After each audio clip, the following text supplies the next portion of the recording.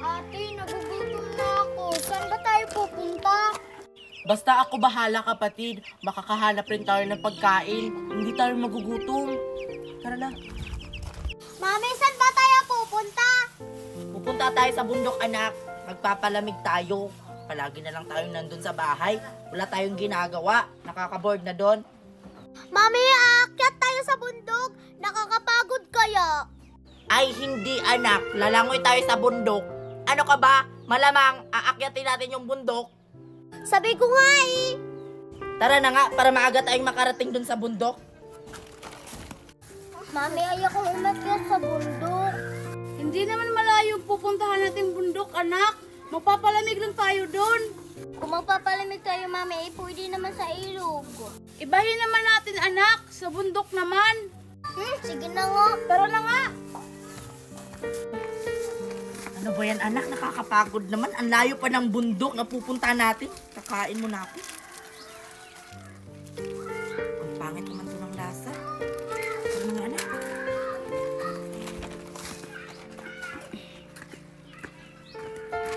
Hala, ate, may pagkain. Favorite ko to, ate. Chocolate. May laman ba yan? Patingin nga. Di ba meron? Bakit kaya tinapon ng ate? Siguro mayaman yun. Sige kapatid, kainin na natin to. Ito sa'yo. Ang sarap-sarap. Gusto ko pa nito, ate. Tara, sundan natin yung ate. Parang marami silang dalang pagkain. Nandito na tayo sa bundok. Nakaabot na rin tayo sa bundok, anak. Nandito na tayo. Tara, doon tayo mag-picnic. Sila nanay pala yun at yung kapatid natin. Ano kayang ginagawa nila dito? Parang nag-picnic siguro sila. Ang swerte naman yung kapatid natin. Naranasan niya yung hindi natin naranasan. Oo nga, kapatid. Buti pa yung kapatid natin, ang swerte niya. Samantalang tayo, wala tayong nanay, wala tayong tatay. Tapos palaboy-laboy lang tayo sa lansangan. Wala tayo lahat. Marami pa silang dalang pagkain natin, oh. Manood na lang tayo sa kanilang kumain, kapatid. Anak, ilabas na natin yung mga dala nating pagkain.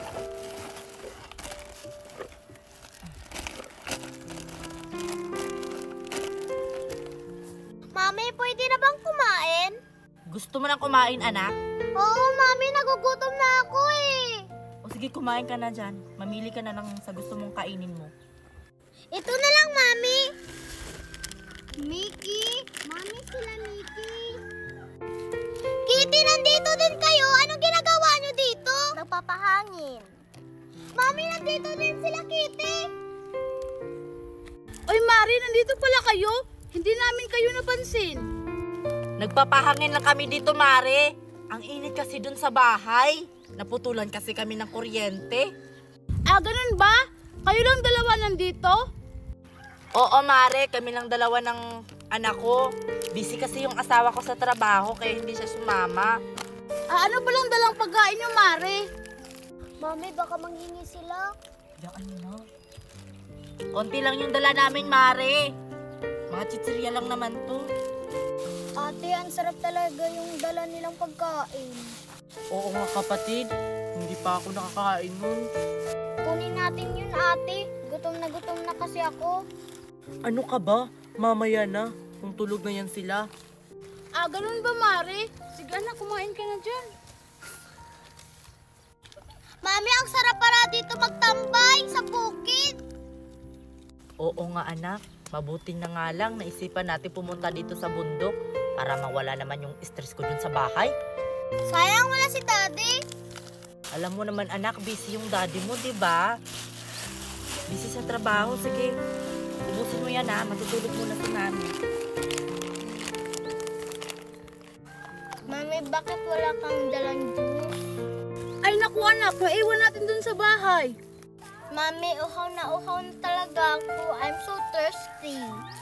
Tiisin mo na lang yung uhaw, anak. Hindi ko na talaga kaya, Mami. Uhaw na talaga ako. Sige na nga, maghahanap na lang tayo ng tubig dito sa bundok.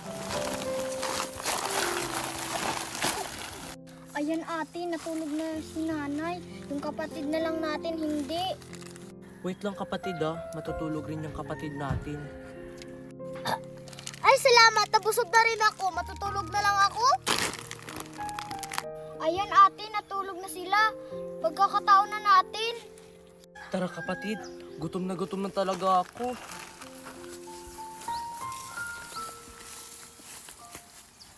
Tara anak, dun tayo maghahanap.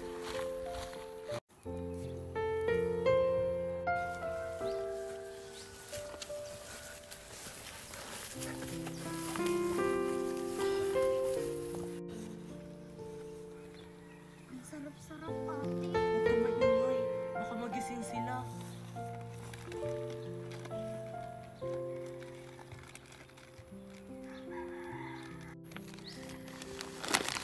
Kapatid, anong ginagawa niyo? Ano ate, nagising yung kapatid natin. Huwag ka maingay kapatid, talagang gutom na talaga kami. Huwag niyo yan kunin. Malalagot talaga kayo kay nanay. Tulog pa naman si nanay. Amin na lang to kapatid, gutom na talaga kami. Sige na nga, nakakaawa naman kayo. Alis na kayo habang natulog si nanay. Talaga kapatid, salamat. Nauna na kami.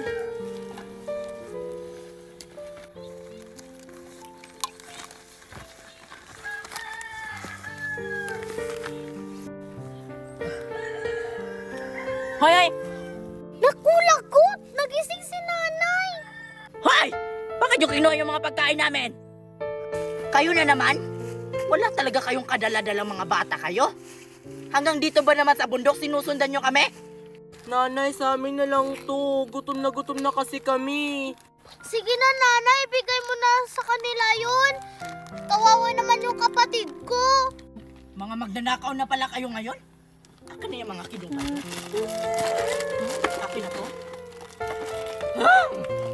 Maawa na kayo sa amin, nanay. Gutom na kami. Hindi ba kayo naawa sa amin? Kahit kailan, hindi ako maaawa sa inyo. Tara kapatid, titiisin na lang natin yung gutom natin. Ang ulit ko bang sasabihin sa'yo? Huwag kang makipag-close sa mga kapatid mo. Sige po nanay, hindi na po mauulit. Dapat lang. Tara na nga, umuwi na tayo sa bahay. Na-stress tuloy ako. Tara na. Guys, ano bang oras ng klase natin? 8:00 pa. Sige, mauna na ako sa inyo sa classroom. Uy, Rindimi, mamaya pagkatapos ng klase natin, pumunta tayo ng mall. Mag-shopping kasi ako, ililibre kita. Talaga, Mercy? Baka binibiro mo lang ako. Yung mukhang to, nagbibiro, excuse me, puno yung bank account ko, no? Ano ba yan si Teacher Marta? Ang hirap naman pinagawa na assignment sa amin. Sana hindi pa ako late. Sana nagawa ni Mickey yung pinapagawa kong assignment sa kanya.